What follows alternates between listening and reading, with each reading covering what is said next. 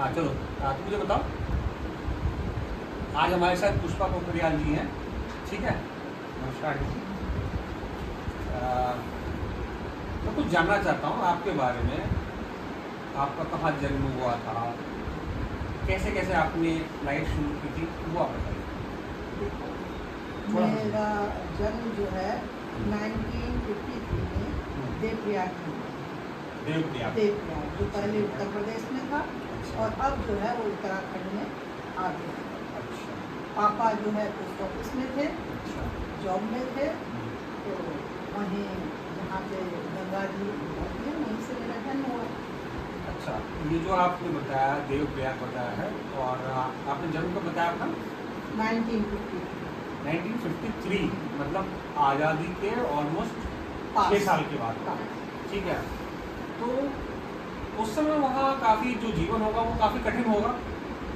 हाँ, कठिन तो था, मतलब सर्विस वालों के लिए तो नहीं था, लेकिन जो उस समय एक छोटा सा कस्बा ही कह लो, आज तो बहुत बड़ी जगह है, वो पर्यटन स्थल है, वो लोग आते जाते हैं, लेकिन उस समय एक साधारण सा था, छोटा सा मार्केट था, एक पोस्ट ऑफिस था, इंटर कॉलेज हुआ करते थे, प्राइमरी स्कूल हुआ करते थे, प्राइवेट स्कूलों का नाम नहीं था।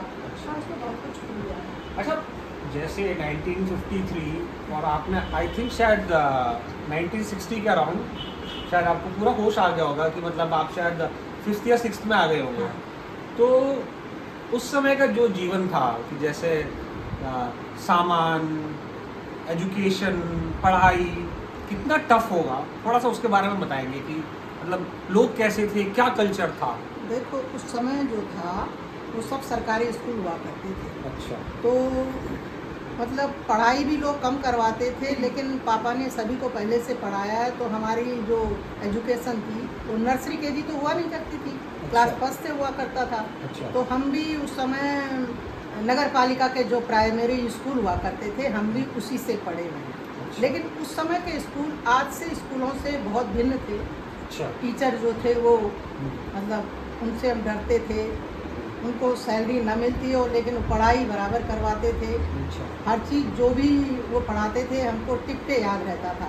उस ज़माने की कविताएं हमको आज भी याद हैं। अच्छा, उस समय कहते थे कि जैसे आज के टाइम पे नोटबुक आती है, पेन आता है, उस समय कुछ अलग चीज़ होती थी। हाँ, उसको क्या कहते हैं? उस समय जब हम पहली कक्षा में थे तब पार्टी हुआ करती थी, ये पार्टी क्या है? लकड़ी की तख्ती जिसको कहते हैं, हाँ। उस पे जो है काला रंग पोत के और उस पे जो है लाइनिंग खींच के कक्षा 1 की पढ़ाई हमने उसी में की, कलम दवात ले करके फिर उससे हम लोग लिखा करते थे। और ये जो दवात होती थी, आई थिंक शायद वो जो दवात होती थी उसमें माटी घुली होती थी, जिसको आजकल तुम लोग मुल्तानी मिट्टी कहते हो। उस समय जो है मतलब इंक भी नहीं थी, इंक नहीं थी, मतलब मुल्तानी मिट्टी से इंक बनाई जाती थी। हाँ, उस मिट्टी से। और जो कलम हुआ करती थी वो क्या कहते हैं, बांस का जो बांस की एक और जाति होती है, हमारे यहाँ तो रिंगाल कहते हैं, अब उसको हिंदी अंग्रेजी में क्या कहते हैं ये हमको मालूम नहीं है, लेकिन उसकी कलम बना करके और उसी से हम लोग ABCD तो हमारे यहाँ 6 से हुआ करती थी। अच्छा, एक चीज़ बताइए कि क्योंकि ये जो चीज़ आप बता रहे हो, इसमें कहीं कोई जैसे कॉपी में आपने लिख लिया तो वो तो आपके पास रह गया। अब यहाँ तो आपके पास एक तख्ती है, हाँ। आपने इसको लिखा, अब अगले दिन फिर क्लास होनी है तो वो तो फिर मिट जाएगा। उसको हम मिटा के फिर दोबारा तैयार करके फिर उसमें जो है काला पोता लगा के फिर अगले दिन के लिए तैयार कर देते थे। हमारे पेरेंट्स को इतनी फुर्सत नहीं थी कि वो पूछें कि बेटा आज क्या पढ़ा है या क्या होमवर्क दिया, तब होमवर्क नहीं मिला करता था। तो फिर याद कैसे रहता था कि मतलब वो- इतने समय तक कि आज आपने एक चीज़ पढ़ी, इतनी बुरी तरीके से पढ़ाया जाता था कि वो छप जाता था। नहीं, वो उसी समय याद करा दिया जाता था। अच्छा। जब तक मास्टर जी छुट्टी ही नहीं करते थे, जब तक वो डेली का डेली याद नहीं करो, क्योंकि एक हिंदी हुआ करती थी, हाँ हाँ। एक जो है वो गणित का पीरियड हुआ करता था, बस 2 तो सब्जेक्ट थे। अच्छा। तो अगर 1, 2, 3, 4 भी याद करना है तो तुमको बेटा 10 तक अभी याद करना है, 1 से 10 तक गिनती। अच्छा।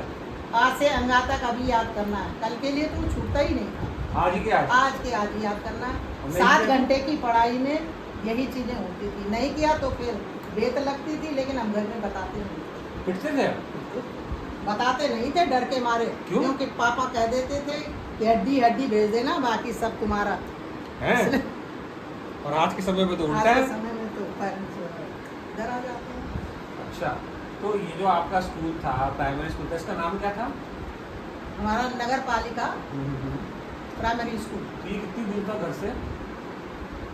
घर से करीब अब पापा के तो ट्रांसफ़र होते रहते थे, कभी 2 किलोमीटर पे होता था तो कभी आधे किलोमीटर पे होता था। कोई ट्रांसपोर्टेशन वगैरह तो होगा नहीं? उस पहाड़ों में कुछ आज भी नहीं है। आज भी स्कूल जो पहाड़ों में चाहे प्राइवेट है चाहे सरकारी है, जाना तो पैदल ही पड़ता है, कुछ दूर तो पैदल जाना है। आज भी? आज तो उस समय तो आई थिंक शायद सड़कें भी नहीं होंगी। सड़कें मेन रोड ही हुआ करती थी जो एक शहर को दूसरे शहर से जोड़ती है। बस। ऐसे नहीं है कि इधर निकल गई या गांव के बीच से निकल गई। अच्छा। सड़कें यहाँ पर हैं, तब एक मेन रोड हुआ करती थी अच्छा। बस। और सुबह स्कूल कितने बजे लगता था? सुबह 10 बजे डेली का था, 10 बजे से 5 बजे, 10 से चाहे 5? गर्मी हो सर्दी? या सर्दी।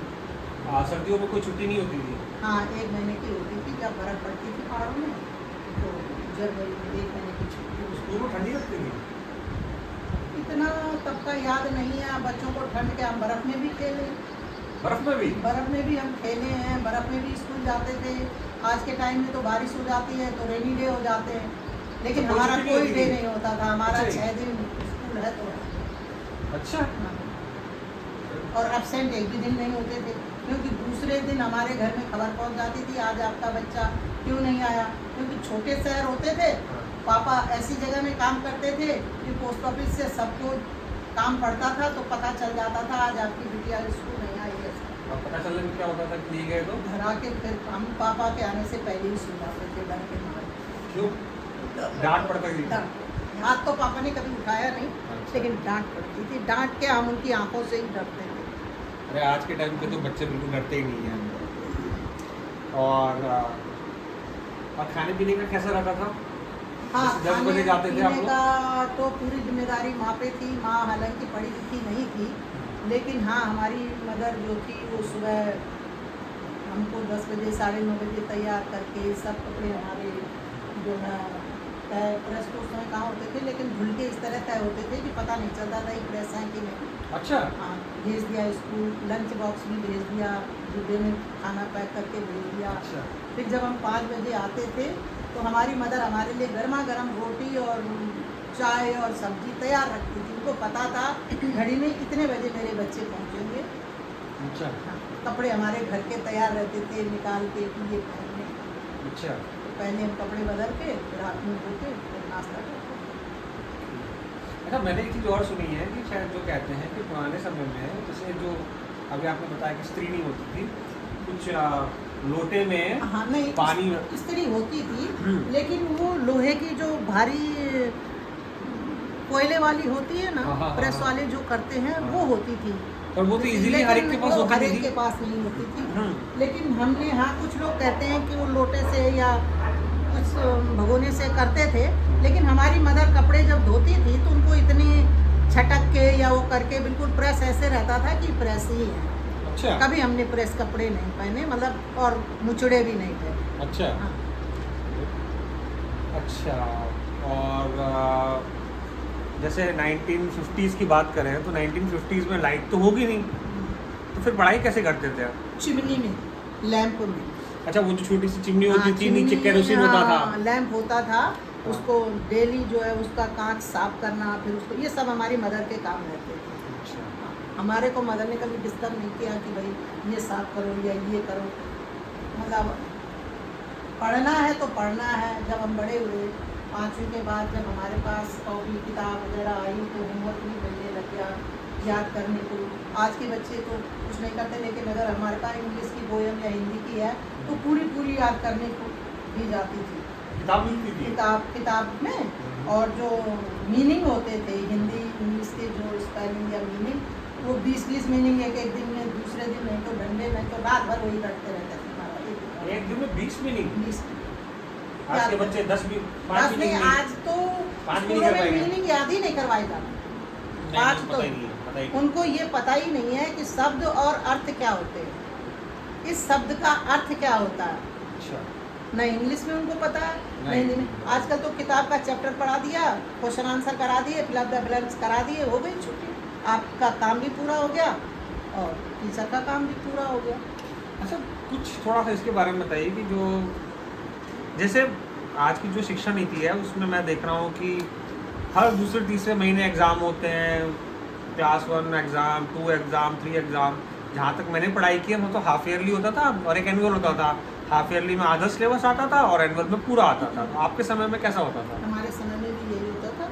अच्छा। भाई छमाही इम्तहान आते थे 6 महीने में, सालाना आते थे 11वें महीने में। अच्छा। और यही होता था। ये मंथली टेस्ट और फलाने टेस्ट ये हमने कभी नहीं किए। क्योंकि इससे ये होता था कि जब आप सालाना करते हो तो आप पूरा एक बार रिवाइज करते हो, हाँ। पूरा आपको कंठस्थ होता है।